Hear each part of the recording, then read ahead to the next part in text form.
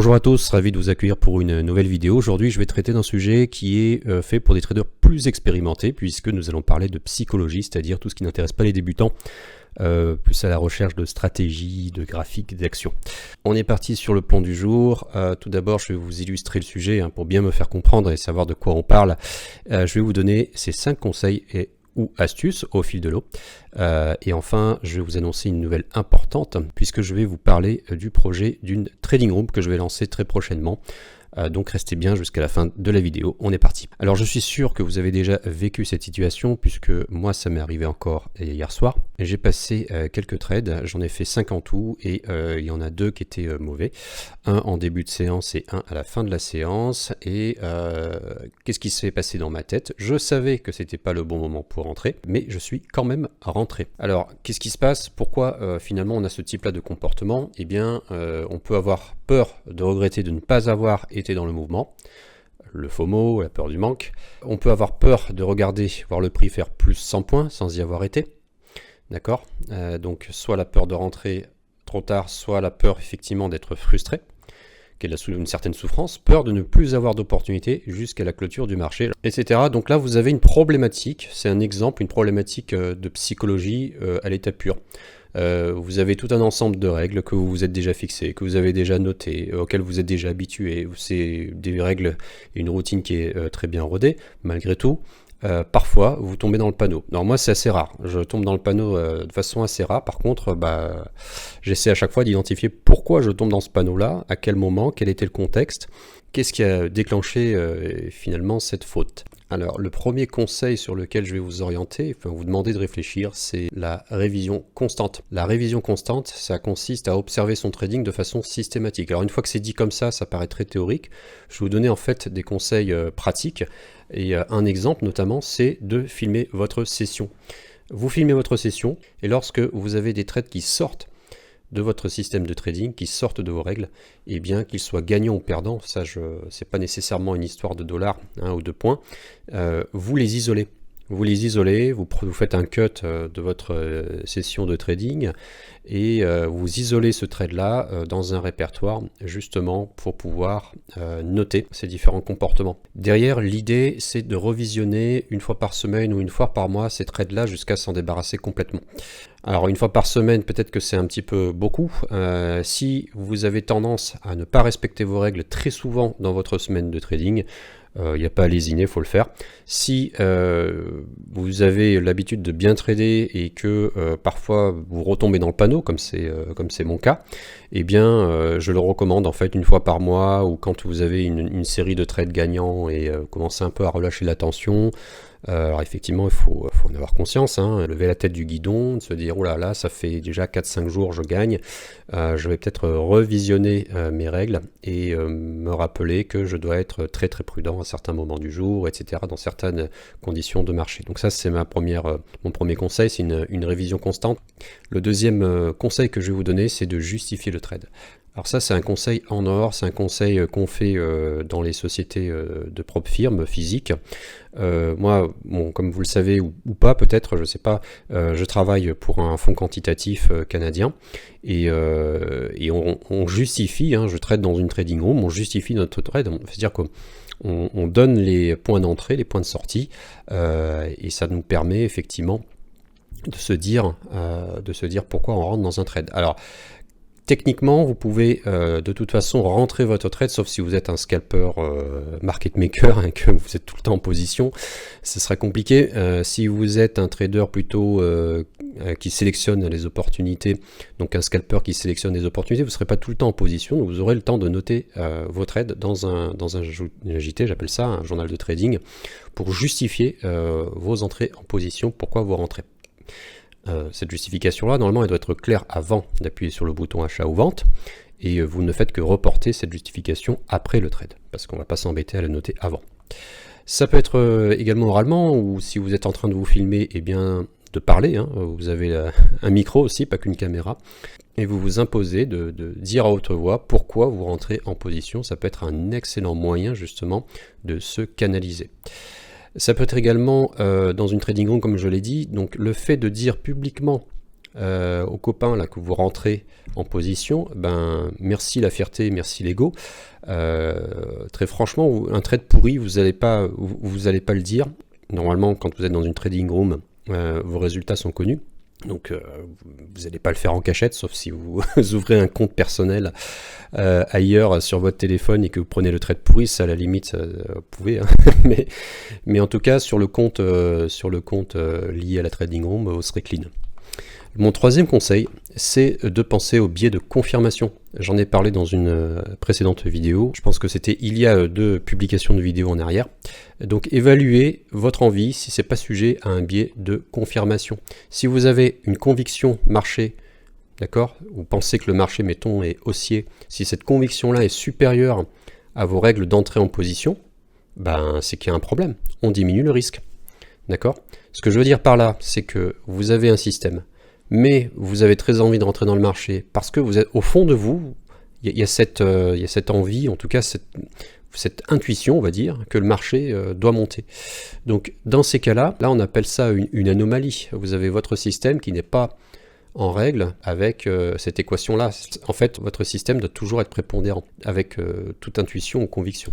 Donc si c'est le cas, s'il y a une anomalie, vous diminuez le risque. Sinon, vous prenez le trade, hein, si votre système vous dit de le prendre.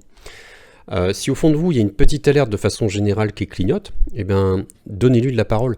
Écoutez cet avis contraire, cet avis contrariant pour évaluer le plus justement possible la position. Si vous avez cette petite voix et si vous en avez conscience, c'est peut-être un bon moyen justement de ne pas prendre de trade aussi. Mon quatrième conseil, ça va être de faire des statistiques. J'ai parlé du journal de trading. Si tout comme moi vous aimez les faits, eh bien faites parler les chiffres, faites des statistiques. C'est le meilleur moyen de vous assurer où sont vos bons trades. Le fameux bon trade de Mike Bellafiore, pour ceux qui ont la référence, je conseille, très bon bouquin, et identifier les mauvais trades. Donc ça, c'est des choses, moi je sais exactement comment je trade, mes statistiques. C'est pas ProRealTime, TradingView ou n'importe quel autre logiciel ou broker qui va me donner ça, c'est vraiment mon journal de trading. Et je me mens pas, je mets vraiment la vérité, tout ce qui est bon, tout ce qui est mauvais. Donc faites parler les chiffres et faites ces statistiques-là sur 1, 2, 3 mois de trading, faites-le depuis le début de l'année, faites juste les 2 mois précédents, faites-le par saisonnalité de marché, je sais pas moi l'été, pendant la période de Noël, pendant la publication des résultats d'entreprise. C'est toujours très intéressant. Vous avez des statistiques suivant l'horizon temporel légèrement différentes. Donc moi j'avais remarqué une saisonnalité, un petit problème sur le trading estival. Le fait d'avoir des chiffres ou une courbe, si pour les plus savants d'entre vous sur Excel, qui vous indique donc votre rentabilité sur tel ou tel pattern, ou tel jour, ou telle tranche horaire, ça va donner beaucoup plus de poids à la tenue de votre discipline. Voilà. Donc comment être discipliné ? Justement en branchant le cerveau rationnel, les faits, la logique derrière, ça permet de l'appliquer. En tout cas chez moi ça fonctionne très bien et je vous recommande d'en faire autant. Mon 5e conseil, c'est de faire un débriefing après votre séance de trading. J'aime les faits comme je vous l'ai dit précédemment et donc je m'applique à documenter mes actions correctives si je vois que pour parler vulgairement j'ai merdé à un endroit et que je vois comment je peux le rectifier pour les prochaines fois, qu'est-ce que je peux mettre en place pour éviter d'avoir à commettre une erreur. Je vais le noter dans mon journal de trading, j'ai plusieurs onglets et je vais rajouter une golden rules quelque part que je vais à minima lire tous les jours jusqu'à ce que ça rentre dans ma tête. Donc une fois que ces règles-là sont bien notées, je pense que c'est à remettre sous les yeux toutes les 2-3 journées de gains successifs parce qu'il y a toujours cet emballement euphorique. Donc voilà, en général les règles on les relit de temps en temps, ça fait pas de mal. Comme vous le savez, l'être humain peut apprendre de ses erreurs dès lors qu'il les conscientise, donc utilisez cette force pour le trading. Ce sont mes 5 conseils, je rajouterai encore 2 petits conseils, il en fallait 5 pour le titre, ça fait toujours mieux, 3 ou 5 ou 10. Mais je rajouterai quand même 2 petits conseils bonus pour vous, les autres conseils de Guillaume. Et alors, le premier conseil, c'est d'obligatoirement s'imposer une phase d'observation du marché avant d'intervenir. Pour les gens qui sont dans mon Discord, ils le savent, en général, je m'impose une analyse du marché. Donc ça peut être une analyse très active, je vais tracer des lignes, je vais regarder les volumes, je vais regarder la dynamique du prix, je vais regarder les autres marchés, l'influence des marchés, etc. Mais je regarde aussi, de toute façon je traite que sur un actif à la fois. Donc sur cet actif-là, je vais observer comment évolue le prix. Je vais m'interdire donc forcément, conséquence, de trader tout de suite dès que je suis sur cet actif-là. C'est obligatoire, je suis obligé d'observer le prix, de comprendre. Surtout que je traite, vous voyez, une fois par jour, le soir, donc j'ai pas le trading de la journée tout à fait en tête. Des fois, je pose un œil sur les graphiques, mais je suis obligé d'avoir une phase d'observation pour bien être en adhérence. Mon deuxième conseil, c'est de passer quelques trades non chargés, donc sur un compte réel, voire même en fait passer ces trades-là sur un compte démo pour entre guillemets rentrer dans la zone. Autre référence, ce livre de Mark Douglas, il me semble. Donc pour être fin prêt à taper le marché sur les meilleures opportunités. Donc c'est finalement un petit entraînement. Vous vous mettez dans les conditions, vous allez observer votre marché, vous allez ensuite sélectionner des opportunités, mais au lieu de rentrer très fort dans le marché, vous allez rentrer, bon moi je fais pas compte démo, mais vous allez rentrer en fait sur des petites tailles de position. Donc du coup c'est pas grave si vous perdez quelques euros, vous savez que c'est remboursable très rapidement et ça vous permet justement de plus être fébrile, de vous entraîner, d'avoir les bons réflexes pour être prêt à intervenir le moment venu. Voilà pour mes conseils, hein. Donc finalement il y en avait 7. Pour ceux qui ont attendu, eh bien, je vais vous parler d'un nouveau projet qui va naître là très rapidement. Je travaille depuis un peu plus de 2 ans avec un fonds quantitatif canadien sur des stratégies de trading algorithmique principalement. Donc je crée des stratégies, je ne suis pas salarié de ce fonds, mais sous contrat, je cherche des stratégies et quand je trouve, eh bien, je peux les faire fonctionner, les faire rouler comme on dit, pour le fonds et on partage du coup les bénéfices. Depuis 2023, eh bien, nous avons enrichi notre collaboration puisque en plus des stratégies automatiques, je fais également du scalping, du trading manuel actif en suivant donc des stratégies personnelles et également les stratégies du fonds. Alors ce trading manuel, en fait, nous on intervient par pool de traders. Donc moi je fais partie justement d'un groupe de traders au sein du fonds. Et comme ça se passe plutôt bien là depuis le début de l'année, maintenant c'est moi qui vais créer un pool de traders, une room de trading pour à mon tour animer, manager cette room de trading et trader évidemment très activement. Donc c'est à cet effet que je recrute des traders. Donc j'ai la chance d'avoir une chaîne YouTube justement pour aider au recrutement, pour m'aider à ce recrutement. Là j'espère que certains d'entre vous seront intéressés de nous rejoindre. Ça peut être des jeunes diplômés aussi, ça peut être des traders déjà actifs, il n'y a pas de problème, je m'occuperai de la formation pour ces personnes-là. Quels sont les intérêts de chacun des parties? Donc pour le fonds, c'est une diversification puisque chaque trader c'est une stratégie pour leur portefeuille. Donc c'est quelque chose d'intéressant puisque eux ils ont ce qu'on appelle du BP, du buying power. Ils ont cette capacité-là de frapper le marché avec pas mal de capitaux. Pour nous, les traders, eh bien c'est un accès effectivement au trading, aux outils institutionnels. Je ne l'ai pas dit d'ailleurs ici, mais c'est aussi une expérience, hein, une ligne dans le CV. Voilà. C'est également un accès au vrai flux avec très peu de frais.